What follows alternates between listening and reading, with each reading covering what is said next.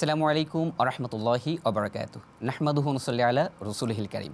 কাছে দূরে দেশে কিংবা প্রবাসে যেখান থেকে দেখছেন এখন টেলিভিশন, সকলকে স্বাগত জানাচ্ছি আমি SAR সিবগাতুল্লাহ। প্রিয় দর্শক, আপনারা দেখছেন পবিত্র মাহে রমজান উপলক্ষে এখন টেলিভিশনের বিশেষ আয়োজন রূপায়ণ স্কাইভিলা নিবেদিত সওয়াল জব পাওয়ার্ড বাই 7 রিং সিমেন্ট, সহ পৃষ্ঠপোষক ZSRM।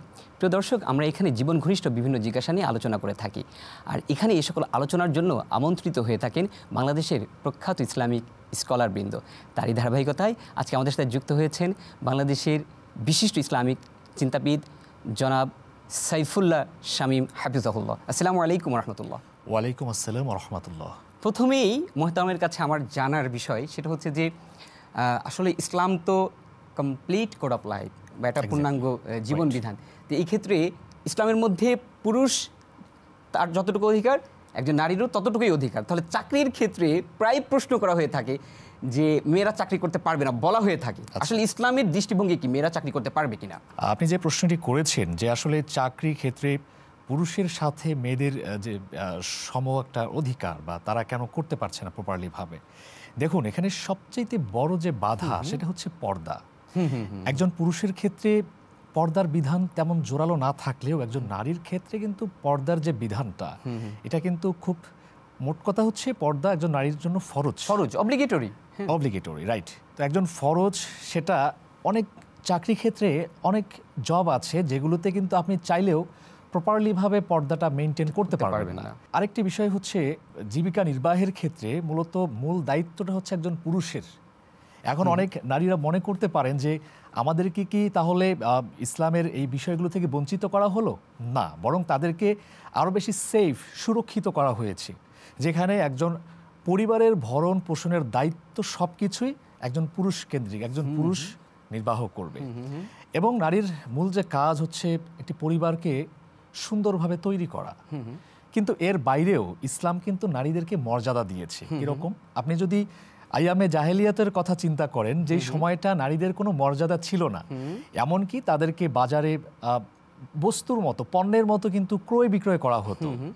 তো সেই জায়গা থেকে আল্লাহ রসুল সাল্লাল্লাহু আলাইহি ওয়াসাল্লাম তিনি যখন ইসলামের বাণী নিয়ে আসলেন, তখন কিন্তু তিনি নারীদের এই যে নারীদের প্রতি অমানবিকতা বা নারীদের প্রতি যে জুলুম, এটাকে তিনি কিন্তু বন্ধ করলেন এবং নারীদেরকে সম্মান দিলেন, তাদেরকে কন্যার মর্যাদা দিলেন, তাদেরকে একজন স্ত্রী হিসাবে মর্যাদা দিলেন, মা হিসেবে মর্যাদা দিলেন।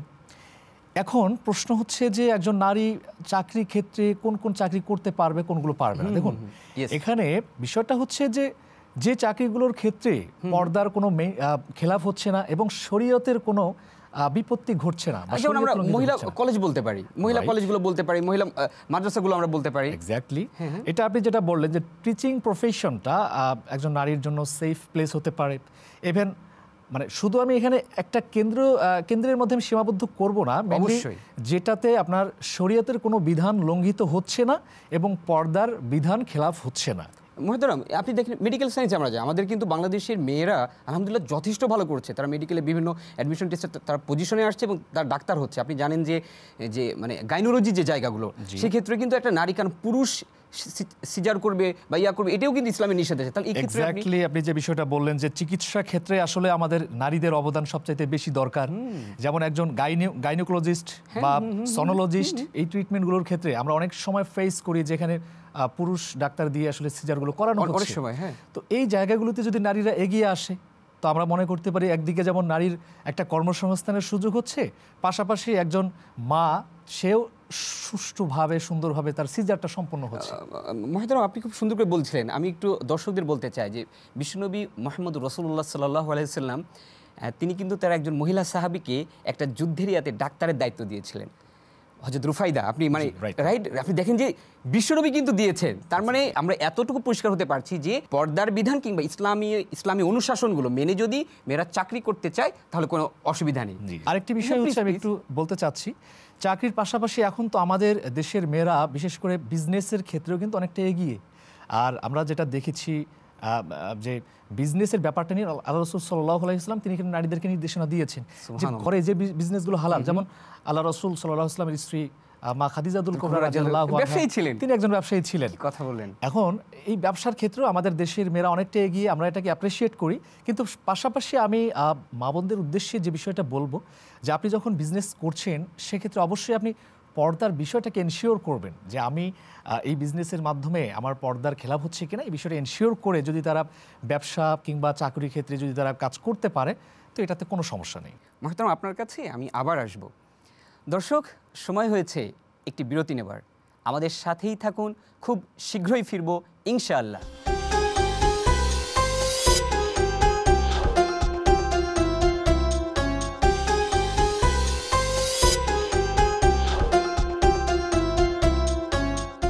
বিরতির পর স্বাগত আরও একবার। দেখছেন রূপায়ণ স্কাই ভিলা নিবেদিত সওয়াল জব, powered by cement ring cement, সহ পৃষ্ঠপোষক জেডএসআরএম। প্রিয় দর্শক, আমরা ইসলামের বিভিন্ন বিষয় নিয়ে কথা বলছি। মোহতারাম, আপনার কাছে যদি আমি বৃহৎ অর্থে রিজিকটা কি, ইসলাম এই বৃহৎ অর্থে রিজিকটাকে কিভাবে দেখে? দেখুন, আল্লাহ রাব্বুল আলামিনের সর্বোত্তম রিজিক হচ্ছে প্রশান্তি, নিজেকে সুস্থ রাখা, মানসিক যে শান্তি বা মানসিক যে প্রশান্তিটা হচ্ছে আমাদের সবচেয়ে বড় নিয়ামত।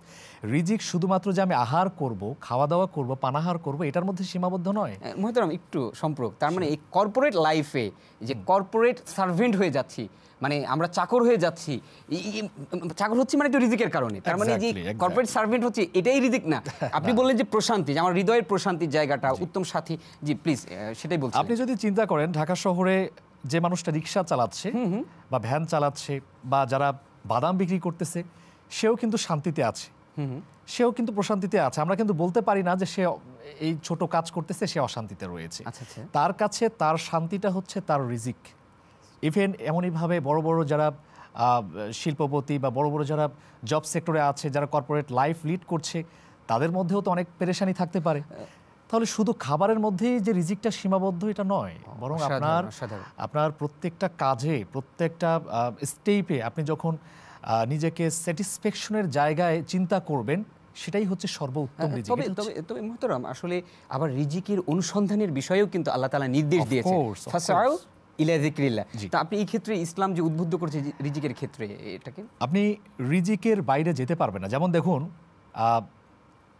আল্লাহ রাব্বুল আলামিন বলছেন যে তোমরা নামাজের পরে, ফজরের নামাজের শেষে তোমরা জমিনে ছড়িয়ে পড়ো, তোমরা জমিনে রিজিকের সন্ধান করো।